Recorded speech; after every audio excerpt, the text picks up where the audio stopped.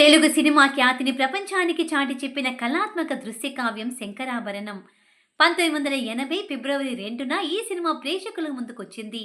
కళా తపస్వి కె. విశ్వనాథ్ గారి దర్శకత్వం వహించారు. పూర్ణోదయ ఆర్ట్ క్రియేషన్స్ పతాకంపై ఏడిద నాగేశ్వరరావు గారు, ఆకాశం శ్రీరాములు గారు నిర్మించారు. ఈ సినిమా ఆ రోజుల్లోనే మన తెలుగు రాష్ట్రాలతో పాటు మన సౌత్ ఇండస్ట్రీలో విడుదలై సంచలన విజయంగా నిలిచింది. అలాగే ఆ రోజుల్లోనే అమెరికాలో రెగ్యులర్ థియేటర్లో విడుదలైన మొట్టమొదటి తెలుగు సినిమా కూడా ఇదే.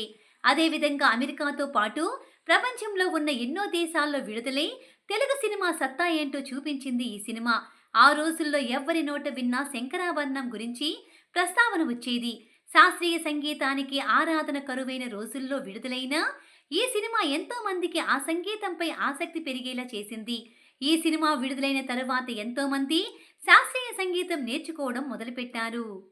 ఇక ప్రతి తెలుగువాడు మా సినిమా అని గర్వంగా చెప్పుకున్నారు.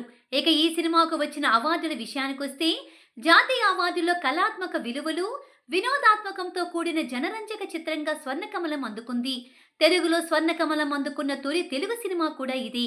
ఎస్వి బాలసుబ్రహ్మణ్యం గారు తొలిసారిగా ఈ సినిమాతో ఉత్తమ నేపథ్య గాయకులుగా అవార్డు అందుకున్నారు.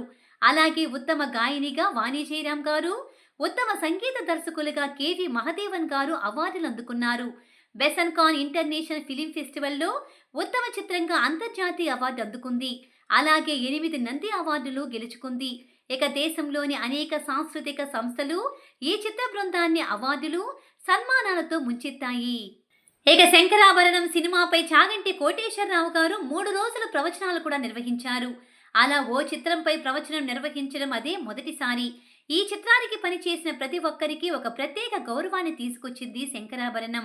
ఇక ఈ సినిమా తర్వాత జేవి సోమయాజులు గారును అందరూ శంకరాభరణం శంకర శాస్త్రి అని పిలవడం మొదలుపెట్టారు.